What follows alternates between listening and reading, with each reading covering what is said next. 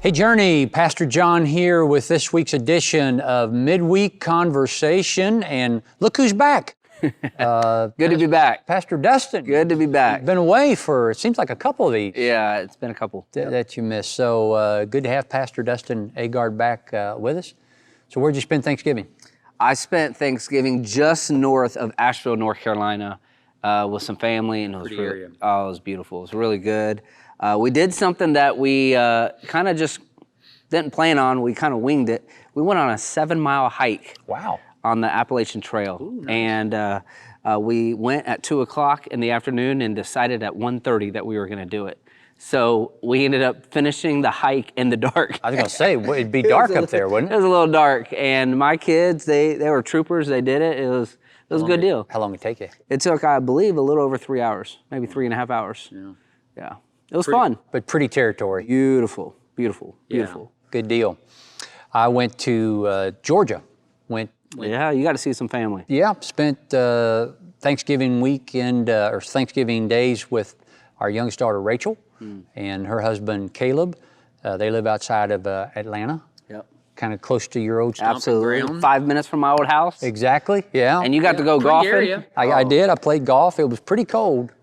I shot the temperature on 9 holes. So it was close to 50 degrees, and that's about what I shot on 9 holes.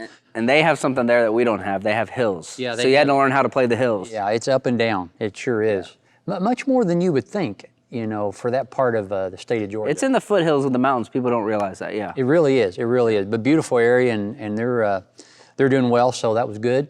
I was out at Lake County this past week, so our Lake County campus, our congregation there, some great folks there. Just good to connect with the folks out at Lake County, some folks I hadn't seen in a while, and some new faces, and that always encourages me when I show up and haven't been there, and hey, this is somebody new. So strong invitation culture there.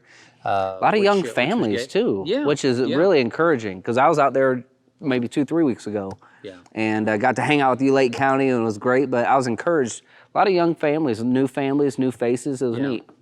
Yeah, and Lake County, percent-wise, churches the size of Journey are seeing about 25 to 35% of people in person compared to what it was before COVID. But Lake County's probably seeing close to 50% of people back. So of the campuses that we have, more in-person attendance out at Lake County, percentage-wise, than we see. You're leading the charge, Lake County. Keep charging. Well done. Yeah, and Pastor Eddie spoke here, did a great job. Did a really good job. Pastor Eddie talked about something that and brought it out in a way that I'd not thought about before. So always appreciate when a teacher's able to do that. Jesus started that miracle of the feeding of the 5,000. The death of John the Baptist. He wanted to get away, so he tries to get away, and when he gets to the other side of the lake, all these people are there waiting on him, and so it's almost like he never got away. Yeah. Because he tried to process his grief. I thought Eddie did a good job of setting that up and explaining it. But then he's got all those people, and then he heals, he ministers, he teaches, and then they feed. But then at the end of that, what Eddie brought out was that. The end of that day, Jesus goes up on a mountain to pray. So he did finally get away. But what to us looked like an interruption, hey, I'm trying to get away. Oh man, as soon as I get there, there's all these people. I always kind of felt bad for Jesus that he had to, he's trying to grieve his dead cousin. And yet Jesus doesn't see us as an interruption. Isn't that good? Good? Jesus does not see us as an interruption to what he wants to do. We are what he wants to do, and he wants to change us, and he did the miracle. But he did have some time in prayer that night up on a mountain by himself. Yeah, and I think Eddie pointed out a good tension that we all have is to get away and to do ministry. Yeah. And I think sometimes we think it's one or the other. Like, right. I only have to get away with Jesus, or I only have to do ministry.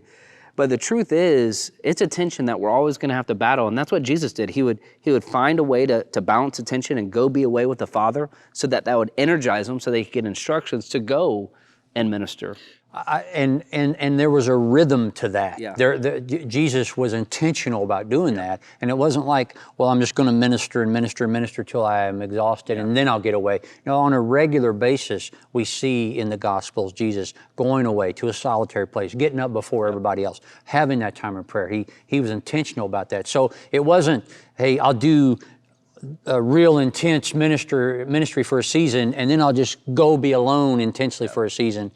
He found that rhythm to be able to do both which I think is important for us. So I would encourage you, if maybe you're in a place where you've just constantly been what I would say is the starving baker. You're so busy feeding other people that you're not feeding yourself spiritually. I would say you need to find a way to get out of that rhythm and spend time with the Father.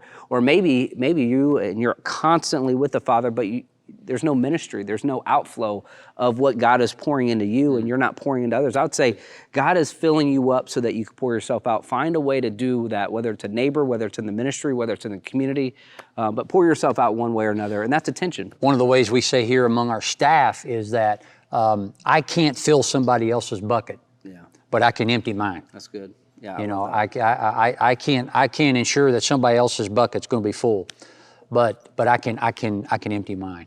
And the cool part about that, anytime that we empty our bucket, God always gives us a fresh word or a fresh encouragement or something new once we kind of pour ourselves out. So that's good. Yeah. This week, Friday and Saturday. We have a couple of it's party time. It's party time, isn't it? Party time, yes. It's Jingle Jam, one of your favorite events. We got Jingle Jam on the weekend, on the docket, and we're excited. It is one of my favorite events for the simple reason this. I love creating opportunities for us to get into the community or to invite the community into places that we can just serve them. And there are so many people that would never come on the weekend to church, but they would easily come with you to a free event to laugh with their friends, to laugh with their family, their neighbor, and so we're going to create a night where it's fun, it's exciting. We will present parts of the gospel and share Jesus, but we're going to do it in a very lighthearted, fun way, not watered down, but in a way that makes them just.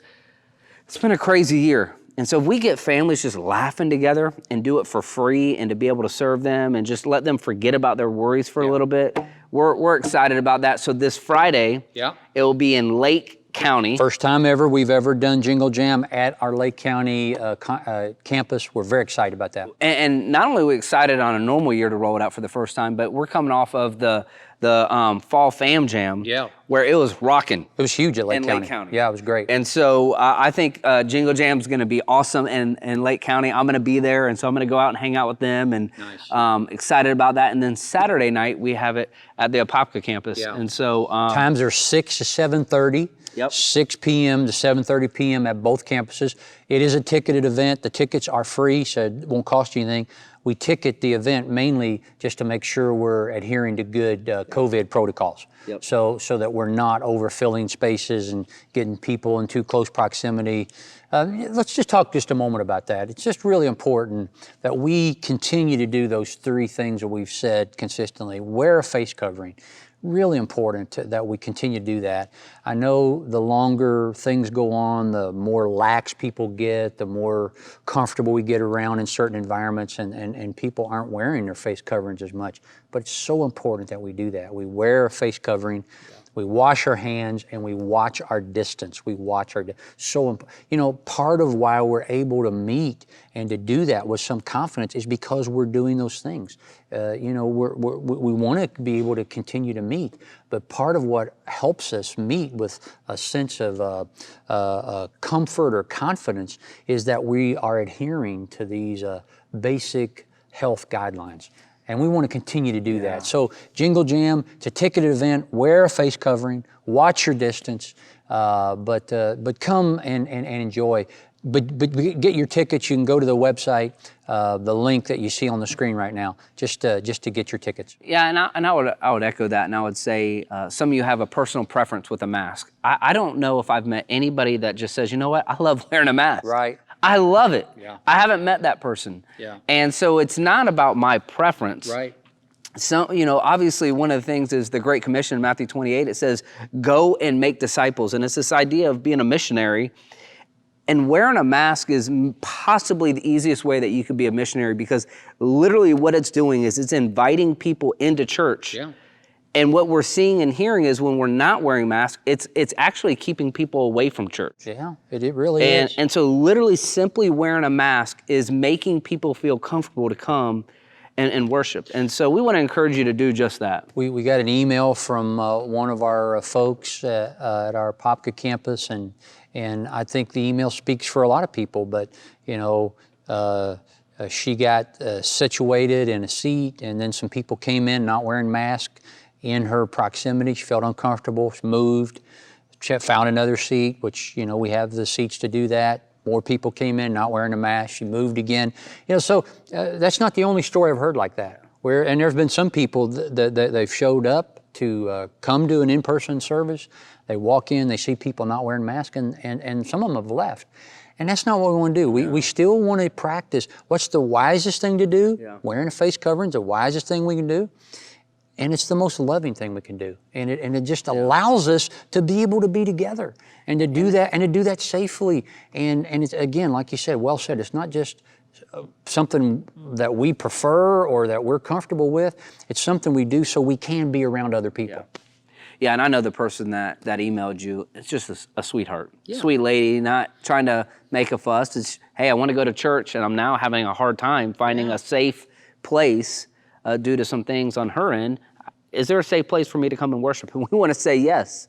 And so, so Jingle Jam, we do ask that you do wear your mask, and we'll have a good time. We'll be able to see your smile under that mask, and it's going to be a lot of fun. Yeah. Get your tickets. They are free. We do need to create space, and you can just go onto the website listed here on how to get those tickets and any other details that you have, but it'll be a good time for sure. Good. Great time to invite. This is a great time to invite a friend, neighbor, coworker, somebody, just a very non-threatening night out to have a little fun. So it'd be a great opportunity to invite a friend. That's been interesting to me, Pastor Dustin, in these weeks, whether it's at Lake County or whether it's at a Popka, but over the weeks that we've been meeting in person again, the number of first-time guests. I mean, the percentage obviously is not as high because the numbers aren't as high, but I still see some first-time guests. And so you think to yourself, what is a person that's never been to your church before? What are they looking for to come out in a pandemic, literally, to go into an environment like that? And I think that's important for us to remember. Every week we have first-time guests. Every week we have people that have never been with us before. Certainly that's the case online. People are joining us online. So every week and there's something people are looking for. And maybe even more pronounced in this season where things feel uncertain, there's unrest, there's just a lot of things going on. So let's always keep that in mind. It's a great opportunity to invite people, as Pastor Dustin said, and there's always guests among us, and to be ready for that. At the end of, on December 24th, we've talked about this in the past, we want to bring it up again, and over the next few weeks, talk more about it. I love Christmas Eve. Yeah, are you one of these? Are you one of these families where you let your kids open up presents on Christmas Eve? One. They get one present? One present. We get 0. Really? They ask every year. Boy, you're a stickler. I ask every year. Riley, Callie, Joy, Darby, I think you ought to get one up. So I'll work on your dad. Yeah, so we love Christmas Eve, so keep going. What we're going to share. No, I love Christmas Eve, one of my favorite services of the year. And this year we're doing something we haven't done in a few years. We're going back outside. We're doing Christmas Eve under the stars, and we're very excited about that. We're doing at our Popka campus. Lake County is going to join us, so Lake County's coming over and going to join us here. Pastor Eddie and that great staff and volunteer base all going to come here. So we're all doing it together. We're doing some fun things ahead of the actual Christmas Eve under the stars service. A family fun zone. Yep. Going to engage some fun family times, right? Yeah, just come out. We got typical Christmas kind of festivities, and we'll have some goodies and some games. It'll just be a good time as a family. And one of the reasons we're doing it under the stars is I know it's nice to do it out there. Yeah. But one of the reasons, again, is to be safe. Yeah, be safe. Yeah. And we're expecting a good crowd. Several hundred people. And so, this is one of the things that you will bring a chair. Yeah. So you get to determine how close you sit. There you go. To whoever you want. So you get to literally choose your spot. And so do bring a chair. Again. Or a blanket. Or maybe or. Yeah. Maybe you need a chair and a blanket, depending on the weather. But again, more people will say yes to an invitation to Christmas Eve and Easter than any other time of the year. Great opportunity to invite a friend, neighbor. Absolutely. And just like what you were saying, people are asking questions right now. They're asking questions about eternity, about God, about their mortality, all these things that it's a great time for us to engage our neighbors and our friends. This coming weekend, we begin a Christmas series called The Birth of Joy. I'm excited about it. Yeah, we're excited about that. I'll be kicking that off this Sunday, so looking forward to that. I'm just going to talk about how central joy is to the character of God and to the whole biblical story, but particularly to who Jesus is. Jesus came as the ultimate joy bringer, even from his birth.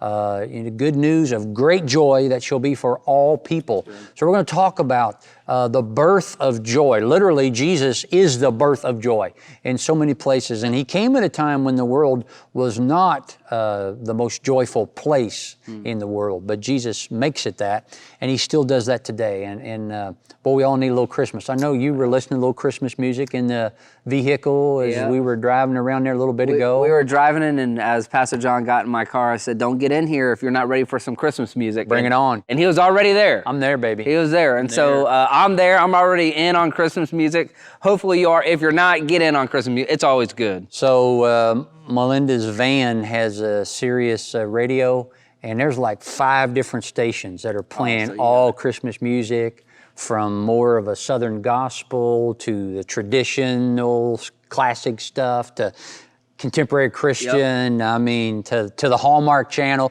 Hallmark's got a radio channel, by the way. I don't know if you know that. I did not know that. Yeah, Hallmark's got a radio channel, and they play with music or listening to music. You're not listening to movie soundtracks. Although some of their actors think they can sing and they try to sing on there, no, they need to stick to acting. Okay. Yeah. So, anyways. Love Christmas music, and over the next few weeks, what we do in our worship gatherings at Journey is we add more and more Christmas music each week. So introduced a new kind of Christmas song, Heaven Came Down, I think was the name of it, and we'll be doing more and more Christmas music. So just a great opportunity. Always, I love Christmas. I love preaching on Christmas. I love just everything about it, and looking forward to it. So Jingle Jam Friday night, Lake County, 6 to 7:30 p.m. Apopka Saturday night, 6 to 7:30 p.m. Get your tickets; they're free. Invite somebody. Birth of Joy starts this Sunday, December 6th, and not too early to already think about Christmas Eve under the stars on December 24th. You know what I didn't say for Jingle Jam is who it's for. And some people think it's just for kids. This is not, we call it the party big enough for the whole family. Yeah. So it's not a kids event. You may be a grandparent, you want to bring your grandkids, you may be a teenager, you may be in your 20s. It's for anybody and everybody. We're just going to come and have a good time together. I love it. Yeah. I'm a big kid anyways, and I always enjoy Jingle Jam. It'll be good. Pastor Dustin, good to have you back. Good to be back. Good to be back. Hey, Journey, thanks for joining us this week on Midweek Conversations. We hope you have a great week. We hope you can join us in person or online. And we're always on mission, and we're always loving the journey. Thanks for joining us. Have a great week.